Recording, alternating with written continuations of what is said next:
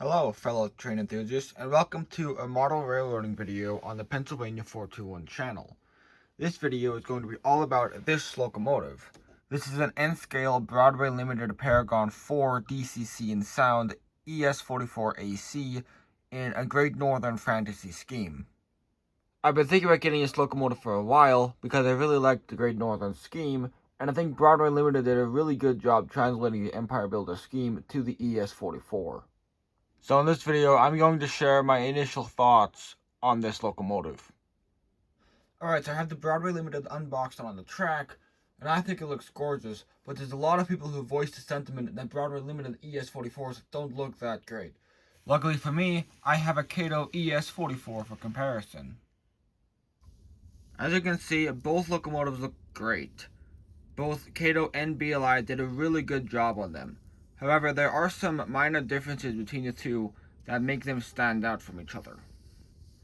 For example, the vent and hatch details are finer and more proto-realistic on the Kato than on the BLI. The radiator on the BLI looks better than the one on the Kato, however. The Broadway Limited has more detail on the front end than the Kato. There is no doubt about it, the trucks on the Broadway Limited look a lot better than the trucks on the Kato. I could keep going on and on about the minor differences between these two locomotives, but I think it will suffice it to say that I don't agree with the sentiment that Broadway Limited ES44s don't look very good. Although there is one big caveat to the appearance of the Broadway Limited ES44 out of the box, and that is that the front end tends to ride quite a bit higher than the rear, which gives it a lopsided and not super realistic appearance. And that is because the cab interior presses down on the front truck. It makes it look taller than it actually is, which doesn't look very good. I've actually gone in and taken the cab off and removed the interior on mine, although this was a very in-depth process, and it does mean that the cab light shines all over the rest of the electronics. You can see it through the windows. So if you want to use the cab light, you're gonna have to figure something else out if you do this. So now that I've established that the locomotive looks really good, let's see how it sounds and runs. This locomotive is equipped with Broadway Limited Paragon 4 DCC and sound system, which has a bunch of lighting and sound features. So I'm just going to go through the basic stuff, which starts with the startup sequence, which is activated by function 9.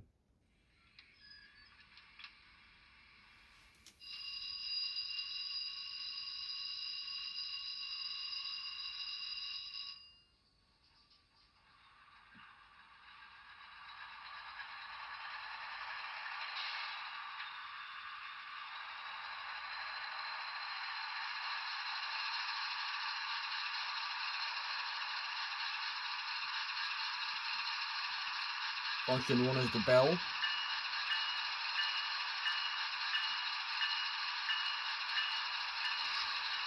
Function 2 is the horn. Now there are multiple options for the horn. You can do a long blast, which is one press of the button, and then press it again to stop it. And you'll notice the ditch lights start flashing whenever you play the horn. There is a short horn option where you double press the function button. And the crossing sequence is activated via function 13.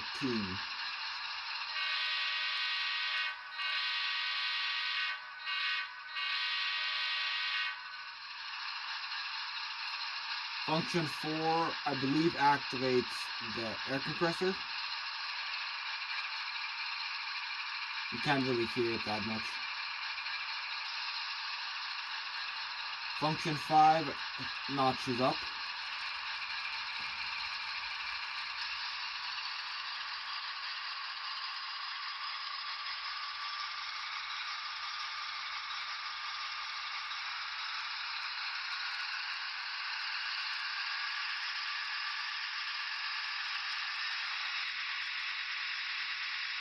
And function 6 notches down.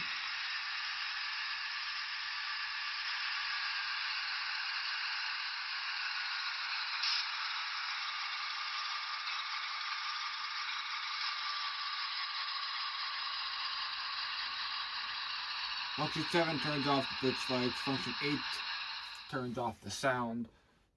Out of the box, this thing has a cab light that activates from speed set 0 to 3, and then it'll turn off after that. I have it disabled because I don't really like how it looks. It's way too bright. So to turn it off, you set CV208 to 0. And if you want it always on, you set CV208 to 255. So there you can see the cab lights on, and I did that by selecting, I think it's function 24. It is very bright. If I turn the light off, it's extremely bright. It's way brighter than it should be, which is why I shut it off.